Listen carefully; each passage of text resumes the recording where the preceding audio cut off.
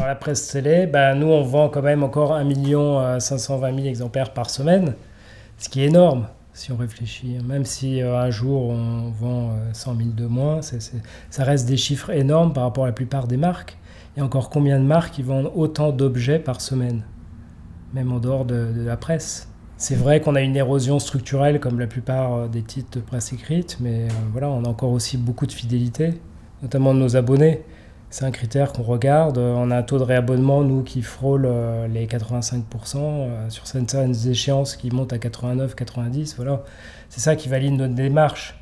C'est que les lecteurs qui lisent TéléZ nous restent attachés. On a plus de problèmes au niveau du renouvellement, voilà, au niveau du renouvellement du lectorat. Parce que les jeunes lecteurs, ils s'intéressent plus au support numérique. Alors il faut essayer de cela, on les perd sur le support écrit, mais en presse écrite, mais on les récupère quand même sur tout ce qui est numérique. Si le prix est un critère d'arbitrage entre des supports, voilà, nous on est bien placés.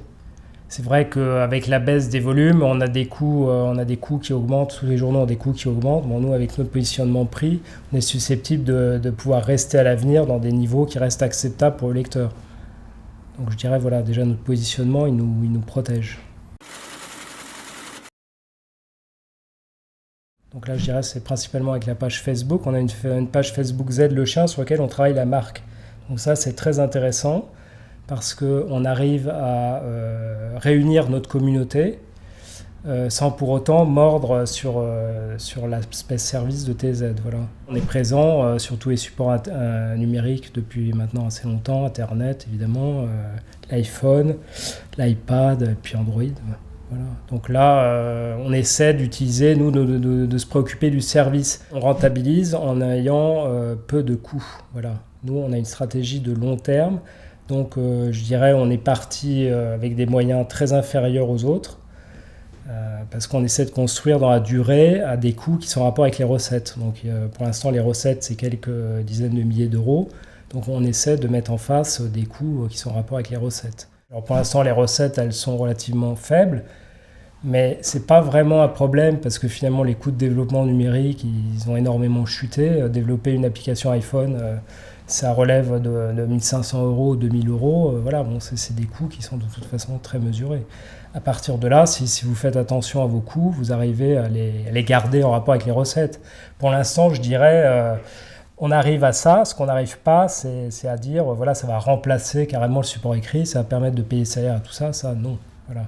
Pour l'instant, par contre, on a réussi à faire tenir coûts et recettes dans le même équilibre, ce qui est déjà pas mal par rapport à beaucoup de confrères. Alors donc la stratégie de parrainage, en fait, au départ, c'était lié à l'interdiction pour la presse télé de pouvoir annoncer dans les espaces classiques. Donc nous, du fait qu'on travaillait, qu'on donnait des programmes télé, il était évident qu'on avait intérêt à annoncer sur les chaînes de télé, mais pendant longtemps, c'était interdit. Donc on a trouvé un biais qui était le parrainage. Voilà, c'est comme ça qu'on a démarré en parrainage. Comme nous, on parle justement du contenu des émissions, ça nous paraît intéressant de pouvoir aussi intervenir à l'intérieur d'un programme et pas seulement dans un espace classique. Le retour est satisfaisant, oui, parce que c'est comme ça qu'on est devenu numéro 1. C'est parce qu'on a toujours investi plus que les autres en publicité. Et par rapport à la marque, c'est aussi ce qui nous protège par rapport à l'avenir. Nous, on a une stratégie de long terme. Maintenant, il est vrai que maintenant, avec notre développement atteint, je dirais, on ne va pas mesurer, c'est pas parce qu'on fait une opération de parrainage qu'on va avoir 10% ou 15% de hausse sur les ventes. Non, c'est une stratégie permanente voilà, pour exister par rapport aux autres marques. Voilà, c'est une stratégie de long terme. On ne mesure pas le parrainage comme l'espace classique. En espace classique, par contre, effectivement, là, on mesure plus rapidement, enfin, on en mesure un impact immédiat, mais qui n'est pas forcément la durable.